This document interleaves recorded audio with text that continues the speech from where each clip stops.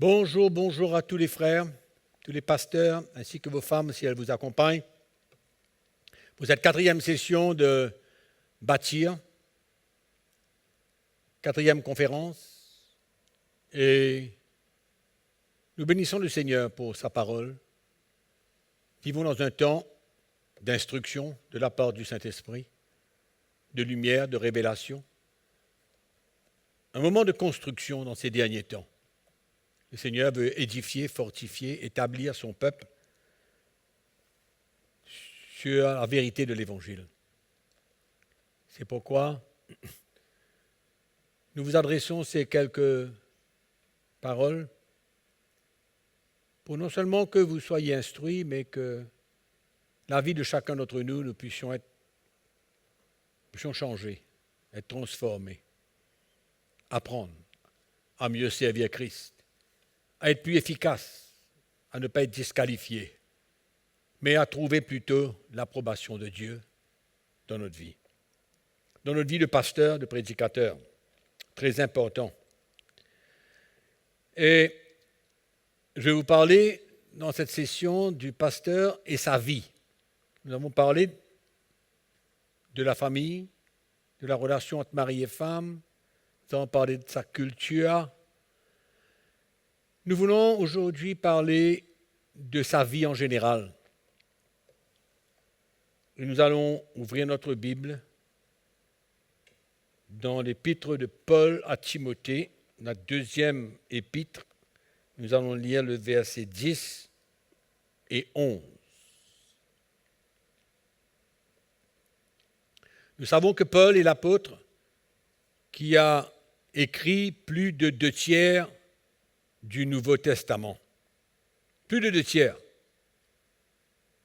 Il faut le faire quand même. Nous pouvons alors, je pense, que vous soyez d'accord avec moi, que nous pouvons le prendre comme exemple. Exemple de la vie du vrai serviteur de Dieu. Le Seigneur a permis qu'il écrive toutes ces épîtres. Il avait certainement l'approbation de Dieu et éclairé par le Saint-Esprit, il a parlé de la part de Dieu. Et aujourd'hui, nous nous retrouvons avec ces épîtres et nous retrouvons Paul. Et je crois que c'est bon pour nous d'accepter que nous pouvons le prendre comme un exemple. Exemple au travers de sa vie. Vous savez, il y a beaucoup de prédicateurs aujourd'hui de grande renommée. Beaucoup. De grande renommée. Et que personne ne connaît leur vie. Personne ne connaît leur vie. Ils ont des milliers d'auditeurs. Ils sont renommés de par le monde entier. On ne connaît pas la vie de beaucoup d'entre eux. Et beaucoup d'entre eux, leur vie ne sont pas un témoignage. Leur vie n'est pas correcte.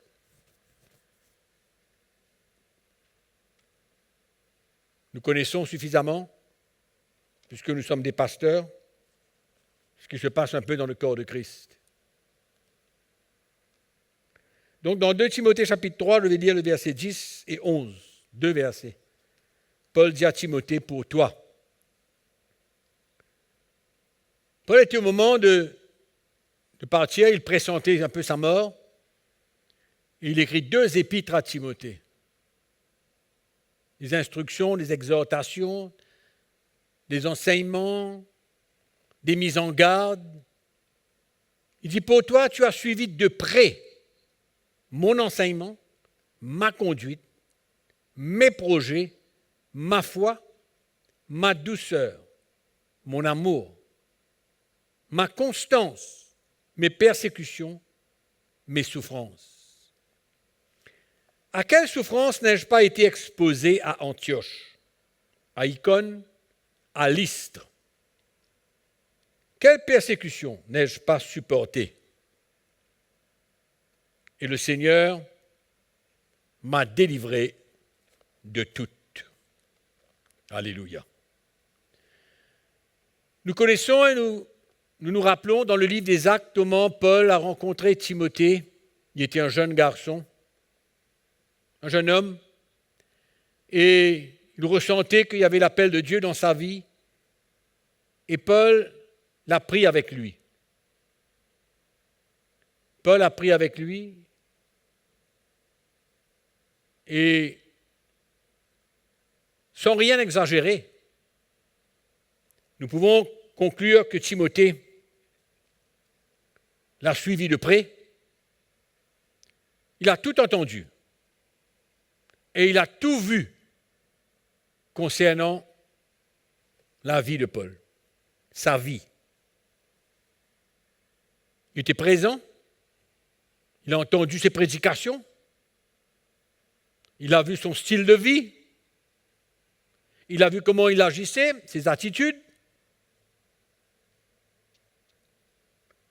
On se pose des questions.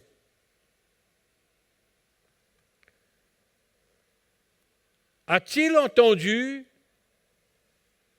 de la part de l'apôtre Paul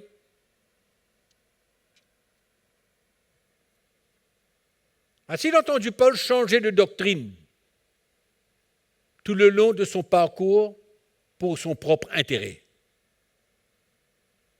Ou alors Paul était quelqu'un de très stable, très direct, stable dans tout ce qu'il faisait, dans tout ce qu'il disait. Donc je ne pense pas que Timothée a entendu quoi que ce soit qui était contraire. À un moment donné, il prêchait une chose, après, il prêchait autre chose. Non, je ne pense pas du tout. A-t-il remarqué des choses étranges dans la vie de Paul ou a-t-il vu Paul marcher en désordre selon l'évangile qu'il annonçait, qu'il prêchait? Est-ce qu'il a vu Paul marcher d'une manière contraire à l'évangile qu'il prêchait? Toutes ces questions, je pense, ont une réponse négative. Négative. Paul avait des faiblesses. Paul avait des manquements. C'est simple, c'est clair. Il le dit dans ses épîtres. Mais il n'était pas parfait. Il avait des faiblesses. Mais Timothée a tout vu, tout entendu. Et je pense qu'il avait un cœur ouvert à l'écoute de Paul, parce que Paul ne prêchait pas différentes choses, les unes contraires avec les autres. Paul ne cherchait pas son propre intérêt, pas du tout. Donc il voyait tout ça. Il était conscient. Et là, Paul l'écrit. Et lui dit, tu as suivi de près ma vie. C'était sa vie. Son enseignement, sa foi, sa conduite, sa patience, etc., c'est sa vie. Ses combats, ses luttes, ses persécutions, c'était sa vie. Tu as tout suivi. Et je crois que c'est important pour nous de prendre exemple là-dessus et de voir un peu comment est-ce que Paul agit, qu'est-ce qui formait partie de son appel, de son ministère. En effet, au fait, les épîtres de Paul sont un témoignage de sa vie. Un témoignage de sa vie selon la révélation qu'il avait reçue. Donc ces épîtres ne sont pas simplement un récit de doctrine, mais il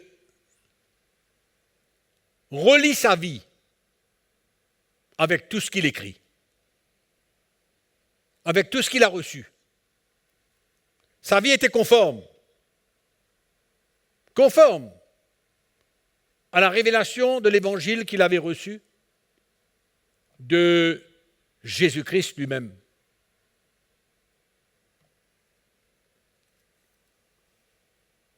Et Timothée, écoutez. Et quand on lit les Épîtres, on voit que l'apôtre Paul témoigne souvent de sa vie. Il témoigne ce qu'il a enduré, comment il a réagi. Et souvent, on peut lire entre les lignes de son attitude en tant qu'un serviteur de Dieu.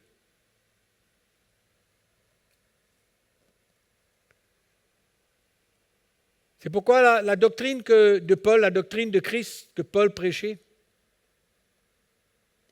n'est pas seulement quelque chose à écouter, à recevoir, mais elle a pour but de nous emmener à vivre une vie droite, selon le plan du Seigneur, et que notre vie puisse glorifier Jésus. C'était ça, c'est l'enseignement de Paul. Et sa vie glorifiait Jésus. Il ne disait pas d'une manière contraire, je le répète. Donc, tout ce que Paul écrit dans le verset 10 et le verset 11 là, que nous venons de lire, certainement indique la qualité de vie d'un vrai serviteur de Dieu, d'un pasteur, d'un prédicateur, qu'importe le ministère, mais c'est la vie d'un vrai serviteur de Dieu. Paul était fier. Il était fier de la vie qu'il menait, de la qualité de la vie qu'il menait. Paul n'était pas orgueilleux, mais fier, si on comprend la différence entre les deux. De sa vie pour le Seigneur. Du reste, dans le chapitre qui suit, dans le verset 6, il vient dire, le verset 7, il dit « J'ai combattu le bon combat, j'ai achevé la course, j'ai gardé la foi. Désormais, la couronne de justice m'est réservée. » Amen. C'est clair que Paul était fier de sa vie dans le service de Dieu.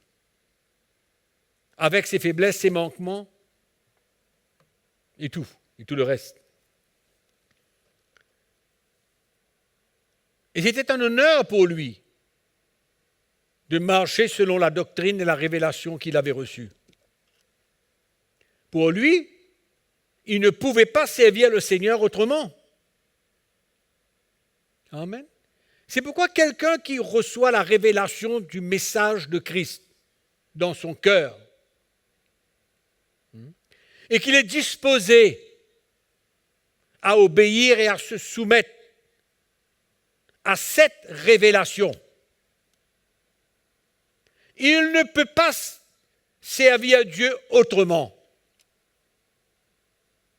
Parce qu'il y a cette conviction dans son cœur.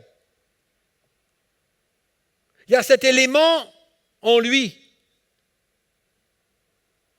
qui le fait être fier et honoré de vivre cette vie avec Christ et d'avoir la conviction dans son cœur qu'il ne peut pas vivre autrement.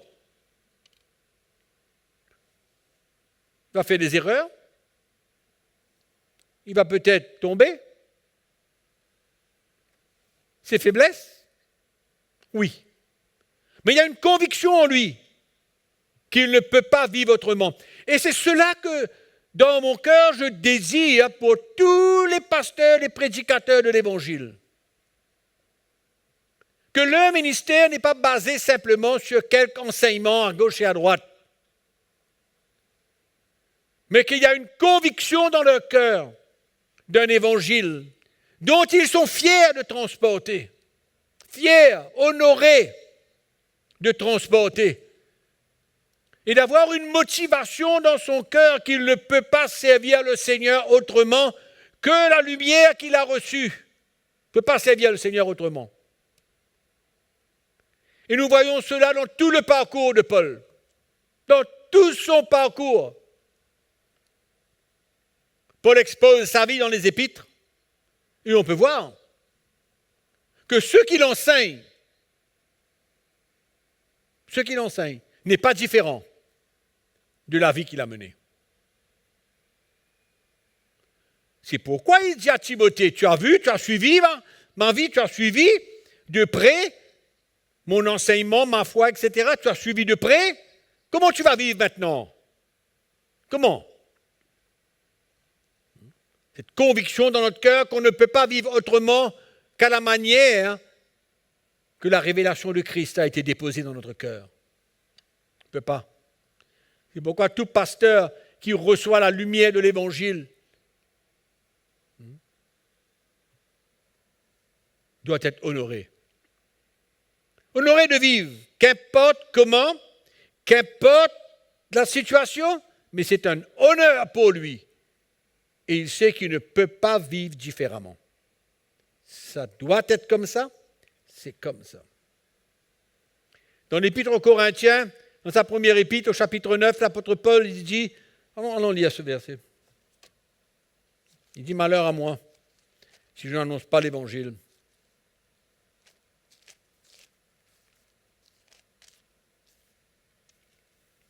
Verset 16, on va lire.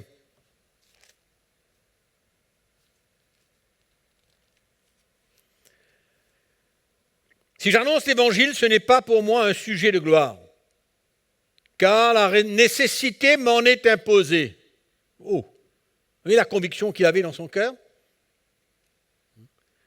Ce n'était pas une obligation pour lui, mais c'était une conviction qu'il avait dans son cœur pour parler de l'Évangile qu'il avait reçu. Et il n'avait aucun autre objectif. Quand la nécessité m'en est imposée, et malheur à moi si je n'annonce pas l'Évangile. Amen. Le verset 15, il dit, « J'aimerais mieux mourir que de me laisser enlever ce sujet de gloire. » Là, il parle de l'offrande qu'il doit recevoir quand il prêche l'Évangile. Mais il dit, malheur à moi si je n'annonce pas l'Évangile. La nécessité m'en est imposée. L'Évangile que Paul avait transporté, il l'appelait mon Évangile. Mon Évangile. Hein? Incroyable. C'était tellement clair pour lui. Voyons la vie de Paul dans ses combats. Il en a eu. Il en a eu pas mal de ces combats. Et il les acceptait tous. Ses persécutions, ses souffrances, ses humiliations, ses afflictions, il les acceptait tous. Et il comprenait que c'était un moyen de la part de Dieu pour non seulement le fortifier, pour le permettre de grandir. C'est pourquoi la vie de Paul, comme j'ai dit tout à l'heure, au travers de ses épreuves, ses persécutions, ses afflictions, c'était un honneur pour lui. Un honneur pour lui de vivre cette qualité de vie. Un honneur. Paul n'a jamais grogné. Une seule fois, il a dit, Seigneur, cette écharpe dans ma chair, enlève ça de moi. Hein? Nous savons que le Seigneur lui a dit, ma grâce te suffit. Donc pendant que Paul servait Dieu, en même temps il apprenait. Il avait beaucoup de combats, il les acceptait tous, il ne grognait pas, il ne se plaignait pas. Amen. Mais il voyait le but, la raison d'être. C'est pourquoi il l'acceptait de tout cœur, et avec honneur, et avec joie dans son cœur. La joie de participer aux souffrances de Christ. Alléluia. C'était sa vie. Dans ses combats. Il comprenait la croix qu'il avait besoin de prendre. C'était sa croix. Mais il comprenait aussi la grâce de Dieu envers lui pour le permettre de prendre cette croix d'accepter tout sans grogner, sans se plaindre, et d'être honoré, joyeux.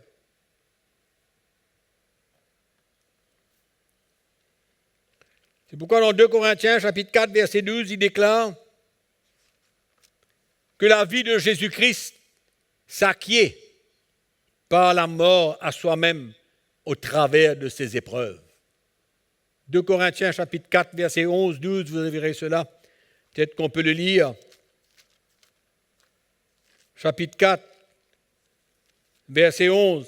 Après avoir parlé de toutes ces expériences, à partir du verset 7 jusqu'au verset 10, il dit, verset 10, « Portant toujours avec nous dans notre corps la mort de Jésus, afin que la vie de Jésus soit aussi manifestée dans notre corps.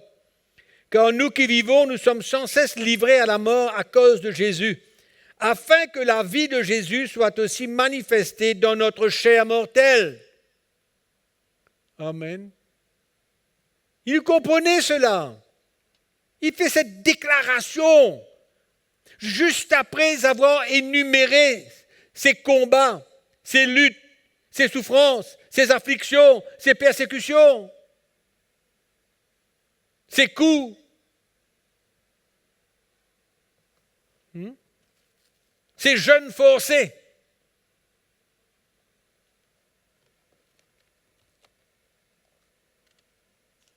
Dans le chapitre 12, au verset 9, deuxième épître, Corinthiens, il dit, Jésus lui dit, « Ma grâce te suffit car ma puissance s'accomplit dans la faiblesse. » Il dit, « Je me glorifierai donc bien plus volontiers de mes faiblesses afin que la puissance de Christ repose sur moi. » Alléluia. C'est pourquoi je me plais, je suis content dans mes faiblesses. Outrage, calamité, persécution, détresse, car quand je suis faible, c'est alors que je suis fort. C'était clair pour lui que c'était dans la faiblesse que la puissance de Dieu se manifestait. Et Paul n'avait pas honte, il était plutôt fier. Et il n'avait pas honte. Beaucoup de pasteurs expliqueraient ça comme la défaite. Mais non. Paul, pour lui, c'était un honneur et il comprenait la grâce de Dieu.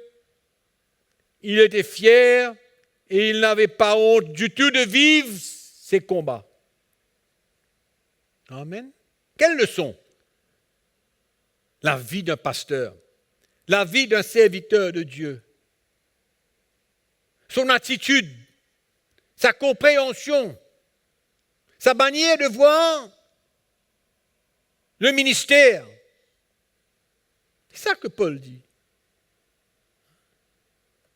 Il décrit sa vie, il parle de sa relation avec Dieu, il parle de ses sentiments, il parle de ses réactions intérieures, il parle de son attitude.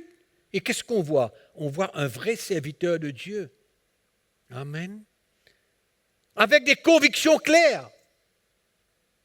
Pas comme on voit souvent aujourd'hui. Ces grands hommes de foi. On voit la qualité de foi que Paul avait. Sa foi dans les épreuves. Paul avait la foi pour la victoire, lui. Il avait la foi pour la victoire. Il n'y avait pas de doute. Il avait la foi pour la victoire. Et je crois que Paul ne se posait pas de questions dans les difficultés et dans les épreuves. Il ne se posait pas des questions comme beaucoup, qui se posent des questions et qui n'acceptent pas les épreuves, les combats, les difficultés de la vie.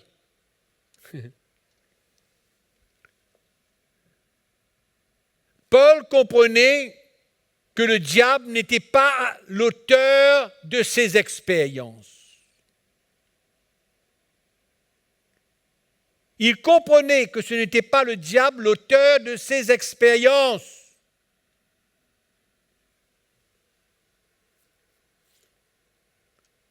Je vous parle de la vie de Paul.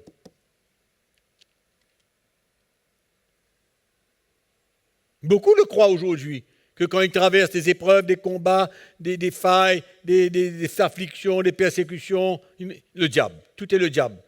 Mettre ça sur le compte du diable. Et Paul avait la foi que la main de Dieu était sur sa vie. Il avait la foi. Paul ne cherchait pas à tout comprendre, lui, mais il se remettait au Seigneur. Il avait une confiance totale en Dieu. Amen. C'est pourquoi quand il est dans la prison avec Silas, il loue le Seigneur. Il sait que sa délivrance arrive. Du reste, il dit, on a lu tout à l'heure dans l'épître au Timothée, le Seigneur me délivrera de toutes choses. Il avait la foi pour que le Seigneur lui fasse sortir de cet état dans les épreuves, les combats, les difficultés, les pleurs, etc.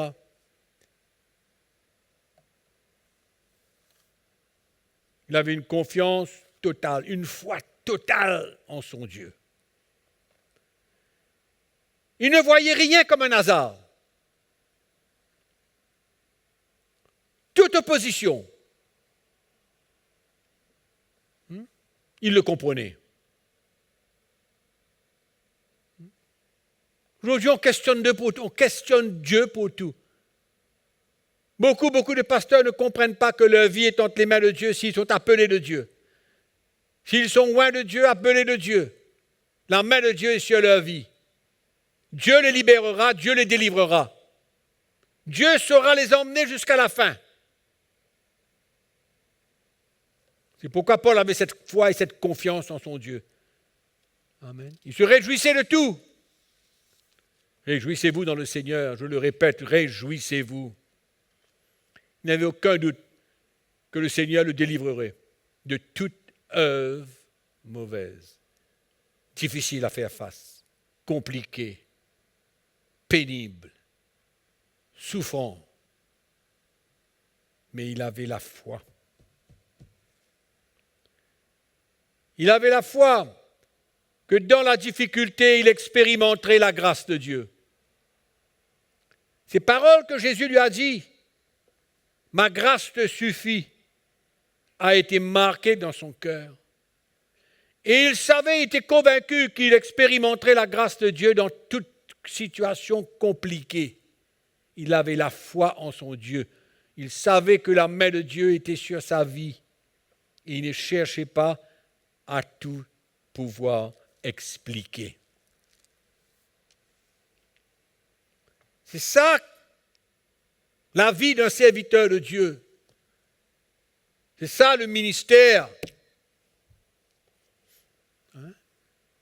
Je viens de vous mentionner dans l'Acte chapitre 16 comment Paul dans la prison avec Silas, qu'est-ce qu'il faisait?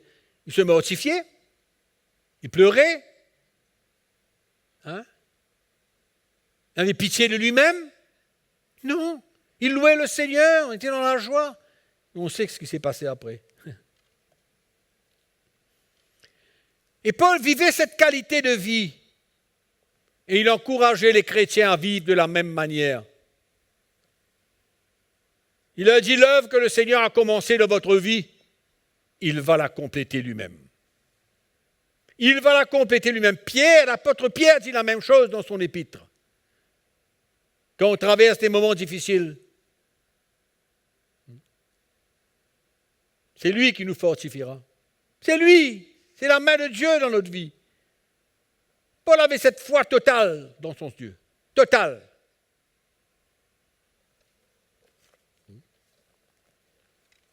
Et Timothée voyait cela. Timothée expérimentait cela.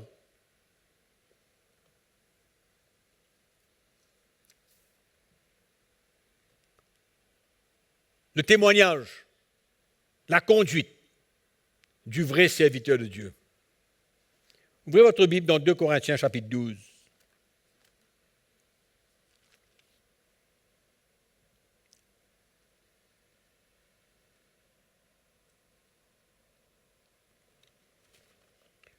Vous connaissez, c'est le même chapitre que nous sommes en train de voir parce qu'il y a beaucoup de choses à voir dedans. Il y a beaucoup de choses à saisir dedans. Paul parle d'un homme en Christ qui fut ravi jusqu'au 3e ciel,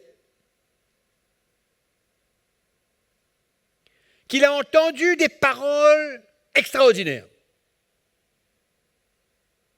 Il dit, au verset 2, je connais un homme en Christ qui fut, il y a 14 ans, ravi jusqu'au 3e ciel. Si ce fut dans son corps, je ne sais. Si ce fut hors de son corps, je ne sais. Dieu le sait. Et je sais que cet homme, si ce fut dans son corps ou sans son corps, je ne sais. Dieu le sait. Fut enlevé dans le paradis. Et qu'il entendit des paroles merveilleuses qui n'est pas permis à un homme d'exprimer. Écoutez bien.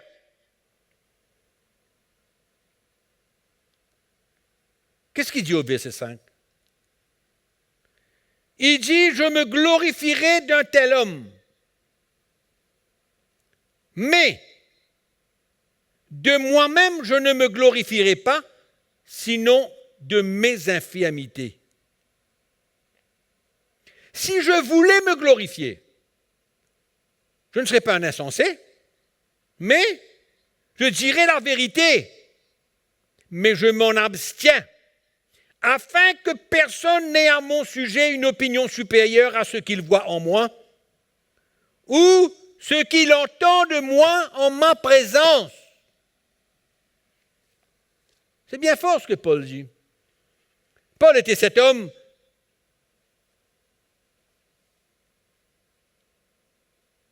qui fut ravi jusqu'au 3e ciel, qui a entendu des paroles extraordinaires, si merveilleuses. Et qu'est-ce qu'il dit? Il dit, je ne parlerai pas de ce que j'ai entendu, parce que je ne veux pas que personne ne me connaisse autrement de ce que je suis devant vous et de ce que je vous parle de la révélation de Christ. C'est fort quand même. C'est fort.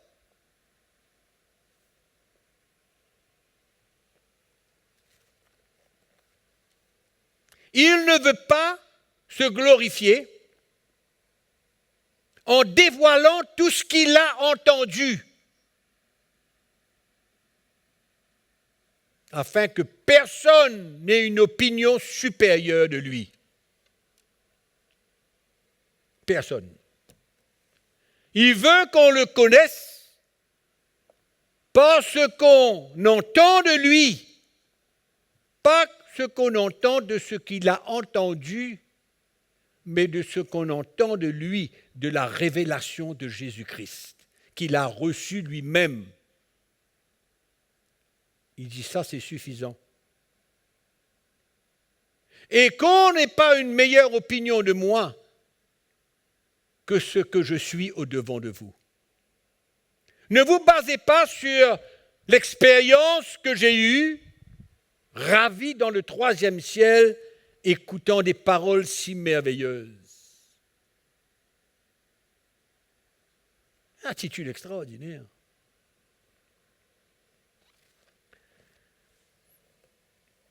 Témoignage extraordinaire.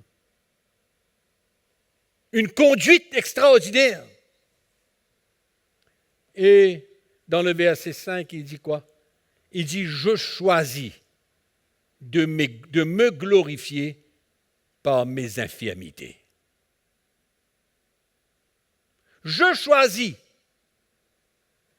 de me glorifier par mes infirmités. Le verset 5, nous venons de lire tout à l'heure. D'accord? C'est clair pour vous? On redit? Je me glorifierai d'un tel homme, mais de moi-même, je ne me glorifierai pas, sinon de mes infirmités. Clair? Amen. Paul a un témoignage extraordinaire. Il y a une conduite extraordinaire. Il parle de la règle de la cause chrétienne et à la fin il dit, je traite durement mon corps et je le tiens assujetti de peur d'être moi-même désapprouvé après avoir prêché aux autres. Paul a une crainte dans son cœur de ne pas avoir un témoignage négatif, d'être disqualifié. Mais il est prêt à tout pour ne pas être disqualifié. – C'est ça son témoignage, c'est sa conduite. Il est prêt à agir comme cet athlète qui fait tout ce qu'il peut, des sacrifices, il fait tout dans le naturel. Il lui dit maintenant dans le spirituel, dis-moi, je ne cours pas comme à l'aventure. Non. J'ai un but. Je traite dûment mon corps afin que je ne sois pas disqualifié après avoir prêché aux autres. Témoignage. Témoignage. Amen. On ne peut pas oublier ces choses-là. On ne peut pas ignorer toutes ces choses-là en tant que pasteur, un prédicateur de l'Évangile. On ne peut pas ignorer ces choses-là et mettre ça de côté et de dire, moi je sers le Seigneur, je prêche l'Évangile, je baptise les gens, je prie, et puis voilà. Il y a d'autres attributs, il y a d'autres éléments dans la vie d'un pasteur, dans la vie d'un vrai serviteur de Dieu. Il ne veut pas être désapprouvé, il ne veut pas être disqualifié. Il ne veut pas se faire voir comme une autre personne que ce qu'il est. 2 Corinthiens chapitre 1er, verset 12. 2 Corinthiens chapitre 1er, verset 12. Car ce qui fait notre gloire, c'est ce témoignage de notre conscience, que nous sommes conduits dans le monde, et surtout à votre égard, c'est-à-dire surtout envers vous, avec sainteté et pureté devant Dieu, non point avec une sagesse charnelle, mais avec la grâce de Dieu. Voilà le témoignage de Paul. Amen. La manière qu'il s'est comporté, la manière qu'il a agi envers le peuple de Corinthe. Amen. C'est extraordinaire. Quel est le témoignage que nous quittons derrière nous quand nous avons prêché l'Évangile, quand nous sommes en train de servir Dieu? Quel est le témoignage que nous laissons derrière nous en tant que pasteur, prédicateur de l'Évangile, bishop et tout le reste? Qu'est-ce qu'on quitte derrière nous?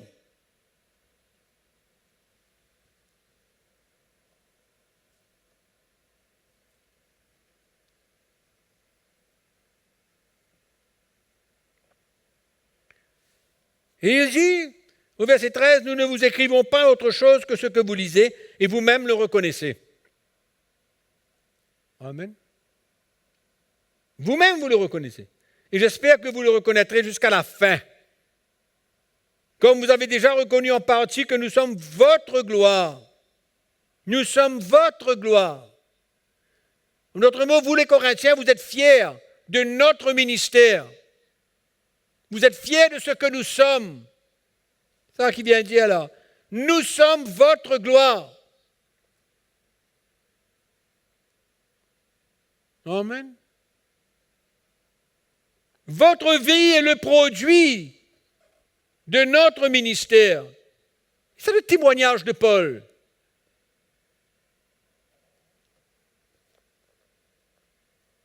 Et Paul avait un enseignement clair, une doctrine claire. Nous connaissons le message de Paul. Nous connaissons son zèle. Nous connaissons son amour pour défendre l'évangile qu'il prêchait. Il dit à Timothée, tu as suivi mon enseignement. Les grands thèmes de l'enseignement de Paul sont quoi, premièrement? La croix que nous devons porter. Dans toutes les épîtres que vous allez voir de Paul, il y a un élément. Quelque part, d'une mise à mort, d'une crucifixion de notre chair, d'une perte de notre vie. La croix que nous devons prendre pour permettre au Saint-Esprit de faire une œuvre profonde, nous changer, nous former à l'image de Jésus. C'était un des thèmes extraordinaires de Paul. Qu'est-ce que les prédicateurs prêchent aujourd'hui? Quel est leur message important? Quel est leur message important pour construire le peuple de Dieu?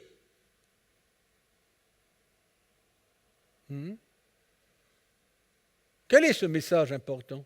L'argent, la multiplication, la prospérité, la puissance, la double onction, l'onction de l'eau, il y a toutes sortes de choses qui sont la priorité, les thèmes de priorité pour les pasteurs et les serviteurs de Dieu. Paul, non. Ses thèmes principaux étaient la croix de Jésus. Son message emmenait le peuple de Dieu à prendre leur croix. Ça, c'était un de ses messages principaux. S'identifier aux souffrances de Christ comme lui, il était prêt à souffrir pour Christ. Amen. C'est pourquoi la vie de Paul est un exemple pour les autres. Ce qu'il faisait, ce qu'il endurait, son attitude, c'était pour montrer au peuple de Dieu.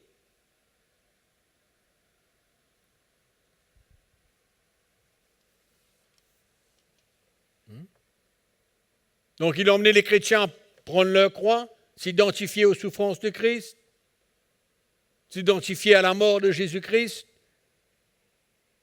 pour une vie de résurrection. La vie de Jésus. Porter la vie de Jésus.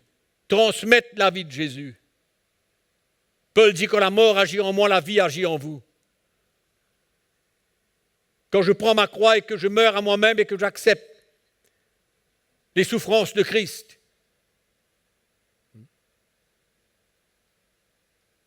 Dieu me construit. C'est la vie de Jésus en retour que je peux vous transmettre. Paul était clair dans son enseignement. Clair. Sa doctrine était claire. Comme j'ai dit au début, Timothée n'a rien trouvé de changement. Un jour c'est ça. Regardez ce qui se passe dans le monde d'aujourd'hui. Un jour, quelqu'un vient inventer tout le monde a besoin de rire pour pouvoir être rempli de Dieu. Après 6 mois, il y a quelque chose d'autre. On oublie cela, on prend quelque chose d'autre. Paul était constant dans son enseignement. Il n'y avait pas de changement. Il n'y avait pas une doctrine pour 6 mois, et puis une autre doctrine pour 1 an, et puis une autre doctrine pour 3 ans. Non. Paul était constant dans son enseignement. Sa doctrine était claire. Il ne déviait pas du tout. Non. Souffrir, perdre sa vie était la base de son enseignement, avec la promesse de la vie de Jésus-Christ en retour. Amen.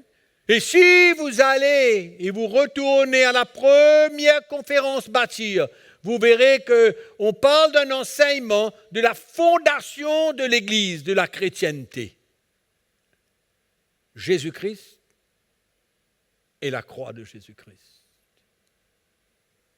J'espère que vous vous souvenez. Voilà la bonne raison pourquoi l'apôtre Paul dit « J'ai été crucifié avec Christ. Ce n'est plus moi qui vis, c'est Christ qui vit en moi. » Amen. C'était un des thèmes principaux.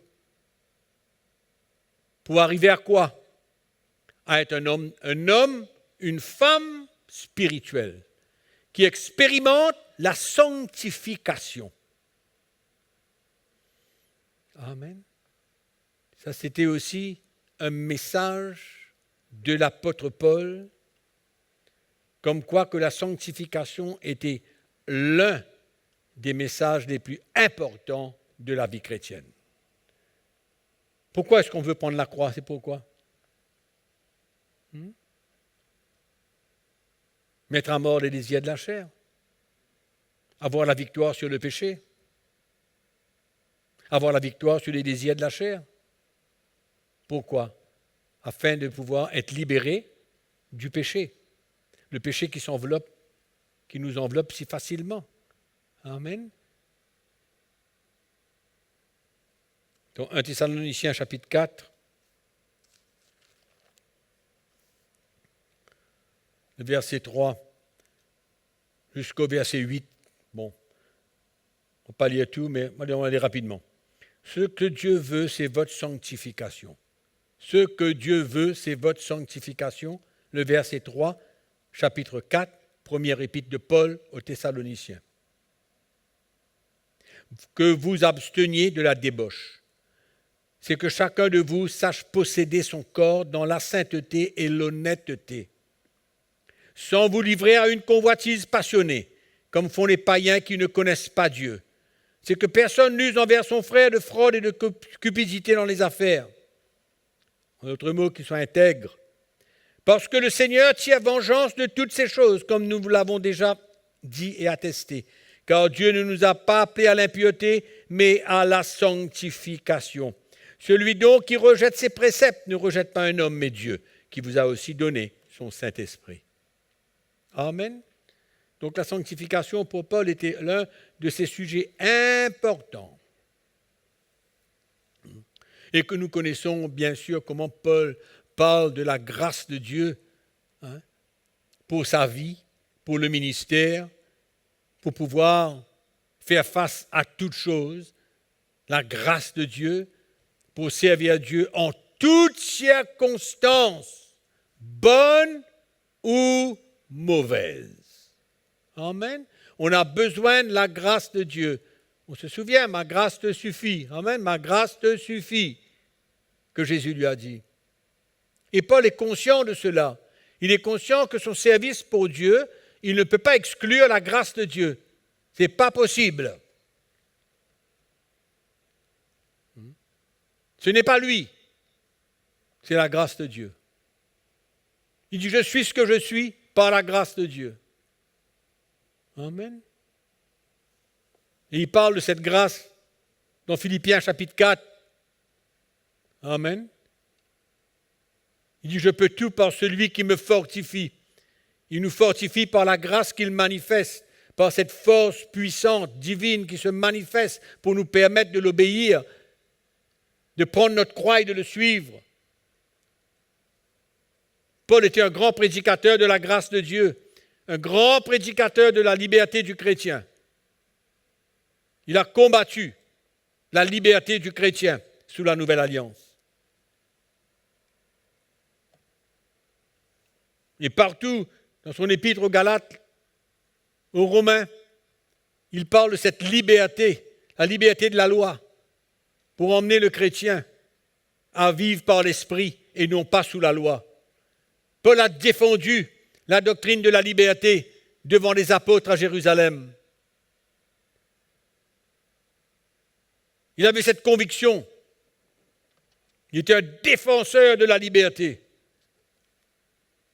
et de la dépendance sur la grâce de Dieu tous les jours.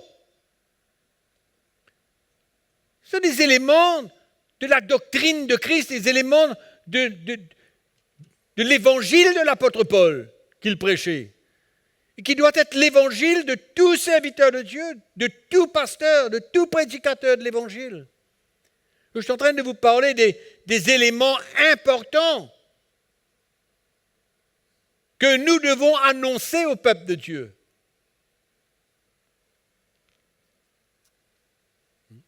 Et ce qui est merveilleux, c'est que cet évangile que l'apôtre Paul portait, c'était l'arme qu'il se servait pour se défendre vis-à-vis de ses détracteurs, l'évangile. Il dit, dites ce que vous voulez, faites ce que vous voulez. Ça, c'est mon évangile, ça, c'est l'évangile que je prêche. Clair, il se défendait de cette manière. Il n'avait aucune justification à faire concernant des choses naturelles. 1 Timothée chapitre 4. Nous lisons le verset 16. Paul dit à Timothée, veille sur toi-même et sur ton enseignement, car en agissant ainsi, tu te sauveras toi-même et tu sauveras ceux qui t'écoutent. Amen. Veille sur toi-même et veille sur ton enseignement. Vous voyez, ce sont deux choses que l'apôtre Paul mentionne tout le temps. Que ce soit pour sa vie, que ce soit pour les autres, c'est le serviteur de Dieu doit se présenter avec sa vie et son évangile, son enseignement, la doctrine de Christ. Deux choses. Et il dit la même chose à Timothée encore aujourd'hui. Veille sur toi et veille sur ton enseignement.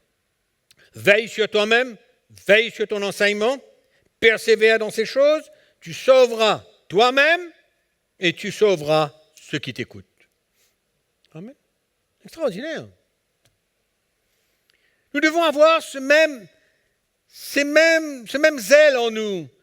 Allons dire, ce même moteur en nous, pasteurs et serviteurs de Dieu. Veille sur toi, veille sur ta vie, veille sur ton enseignement. Paul met l'accent là-dessus. Donc Dieu met l'accent là-dessus. C'est le Saint-Esprit qui parle. Veille sur toi, veille sur ton enseignement. C'est pourquoi pour Paul, la sainte doctrine était très importante. Il dit à Timothée, veille sur ton enseignement. Il faut juste faire attention. Ne dévie pas. Ne cherche rien à gagner.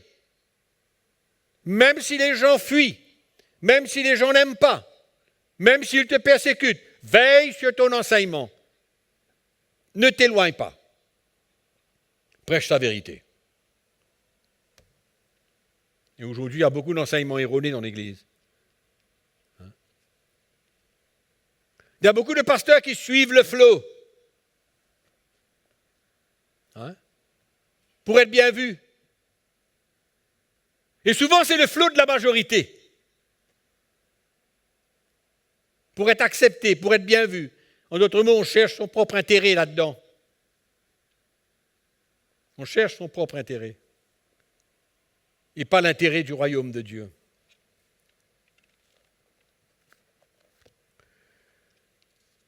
Paul faisait toujours la différence entre les bénédictions matérielles et les bénédictions spirituelles. Il mettait l'accent sur les bénédictions spirituelles. Pour le chrétien qui suivrait la parole de Dieu. Amen. C'était ça. Parce que Paul avait compris que c'était ça le vrai héritage du chrétien. Ce n'était pas les choses matérielles de la vie. C'était les choses spirituelles. C'est pourquoi il les exhortait à obéir, à se soumettre, à suivre le Seigneur, à servir le Seigneur. Parce qu'en retour, il recevrait les bénédictions spirituelles. Amen. Il mettait en garde les chrétiens de ne jamais s'attacher à l'argent, ni de s'attacher, ni de rechercher les choses matérielles. Si le Seigneur te donne, gloire à Dieu, mais ne cours pas après. C'est de la cupidité. Ne cours pas après. Amen. Paul dit que cherche d'abord le royaume de Dieu. Ne cherche pas les choses matérielles parce que ce sont les païens qui recherchent ces choses-là.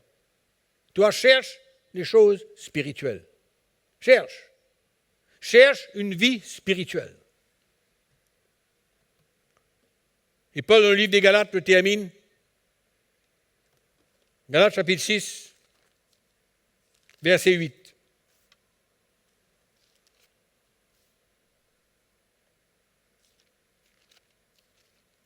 Il dit, « Celui qui sème pour sa chair moissonnera de la chair la corruption. » Ça veut dire, attention de semer pour la chair. Ne sème pas pour des motifs charnels. Ne sème pas pour des bénéfices charnels. Ne sème pas pour les bénéfices de la terre. Quand tu vas récolter de la chair, la corruption. Parce que ça va entraîner ton cœur et ta vie à la corruption.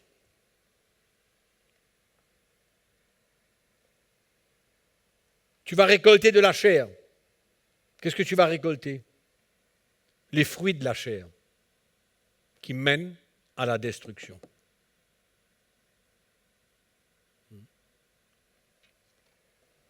Donc, mes frères, pasteurs, serviteurs de Dieu, prédicateurs,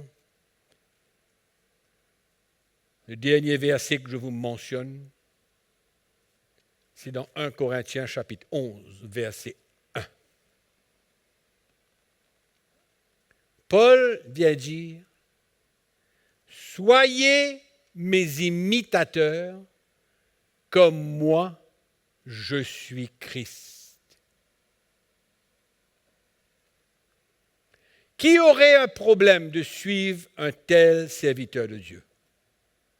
Qui aurait un problème de suivre quelqu'un qui est en train de suivre Christ? Il suit sa doctrine. Sa vie est un témoignage. Qui a un problème de suivre quelqu'un comme ça? Il dit, suivez-moi. Imitez ma vie. Comme moi, je suis en train de suivre Christ. Je marche sur ses traces. J'enseigne sa doctrine. Amen. C'était sa vie. Paul dit, regardez à ma vie. Et regardez à mon enseignement. Amen. Quel défi. Quel défi pour chaque pasteur ici. Quel défi pour chaque pasteur qui m'entend.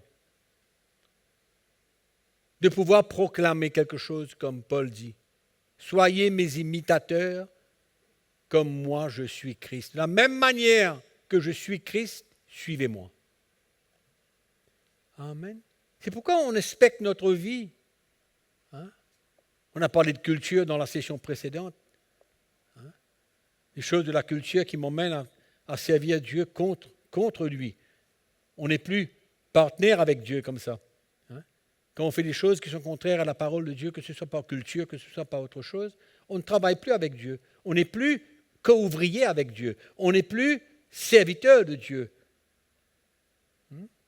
On travaille avec Dieu. C'est lui le constructeur de son Église. Il dit, je bâtirai mon Église. Donc nous sommes appelés, nous, pasteurs, serviteurs de Dieu, à construire avec Jésus. Travaillons avec lui, soyons partenaires avec lui par notre vie et par ce que nous prêchons. Rien d'autre. Mais on ne peut pas vivre une qualité de vie, avoir 3 femmes, ou qu'importe, avoir de ce que j'ai parlé auparavant, et de dire, suivez-moi. Vous pouvez dire à quelqu'un de vous suivre. Imite-moi. De la même manière que moi j'ai 3 femmes, mais prends 3 femmes, toi aussi. Ben non. Enfin, voilà. Le pasteur et sa vie. Amen. Quel élément important. Quel élément important? Je suis sûr que vous êtes d'accord avec moi. Donc, en attendant la 5e session, que le Seigneur vous bénisse, vous encourage. S'il vous secoue, c'est bon. S'il vous secoue, il vous bouleverse, il vous remue un petit peu, c'est bien. La parole de Dieu est faite pour ça. C'est le but. Que le Seigneur vous bénisse, que sa grâce soit avec vous. Et n'oubliez pas qu'on vous aime et on se retrouve à la prochaine session. Merci.